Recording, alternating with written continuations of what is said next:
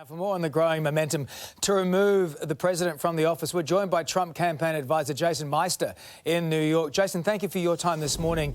Just quickly, judging on what happened, my pleasure, just your reaction of the carnage that we saw inside Capitol Hill, and have you spoken to anyone within the White House?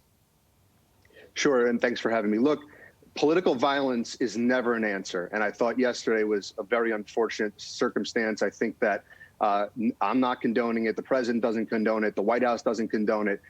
It's unacceptable. It was unacceptable yesterday. It was unacceptable this summer when BLM and Antifa were burning American cities to the ground, and it should be condemned by everyone. So will you then accept the fact that what the narrative is that the president incited this violence?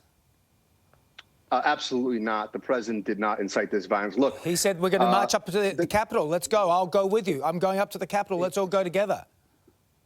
I've been to many Trump rallies. The president has a very peaceful protesters yesterday. There were tens of thousands of people that were hearing the president's speech that were peacefully there. They came with their families. They were waving the American flag. This is democracy. And to broad brush and have a rogue group of people represent tens of millions of voters in this country to the tune of 75 million of us, I think is irresponsible, and I think it's disingenuous. Having said that, the government, the U.S. government, derives its power from the consent of the governed. And without election integrity, you have no consent. And I think the bottom line is, when you look at what's happening right now in this country, the president warned us very well that by weaponizing COVID, the pandemic, and universally using mail-in ballots across this country, you would basically open yourself up to massive fraud. Now, putting aside the evidence of all the fraud that occurred, whether it was dead people that voted, Jason, whether it was illegal immigrants, this has been through that's courts. absolutely not true. What court that has is said not there's true. evidence, Jason? Let me explain. First of all, that's a talking point. All the cases no, it's that were thrown it's a legality, Jason. You're not bringing any evidence. No, let me finish. You're having me on. Let me explain. Of course. The evidence was not, these cases were not thrown out on evidence. They were thrown out on process. They were thrown out on standing, like the one in the Supreme Court in Texas, which I disagreed with. I thought Texas had standing. We are a union. So that was thrown out. And when you have states, that was thrown out on standing, not on evidence.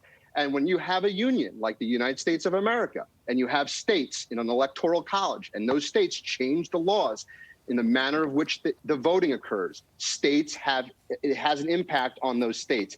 And so I believe Texas had standing. Putting that aside, what I'm trying to say to you is, even if you don't believe me that there's massive mountains of evidence of fraud in this election, you have to understand that the election in 2020 was held in a manner in which this country has never held an election. Sure. And that was through universal mail-in ballots across many states, including the one I'm in right now in New Jersey, where you couldn't vote in person. And that opened itself up to massive fraud. And so whether you believe the election was stolen via the fraud or you don't, you have to acknowledge the fact that this made it so that there was distrust in our democracy. And when there's distrust in the democracy, you have things that happened yesterday. And it's very unfortunate, and it should never happen again. And that's why I think election integrity is so important. Jason, it's an interesting perspective to have you on the show today. Good luck. I want to let people know at home, though, the certification of Joe Biden did happen overnight. He will be the president coming into 2021. Thanks for having me.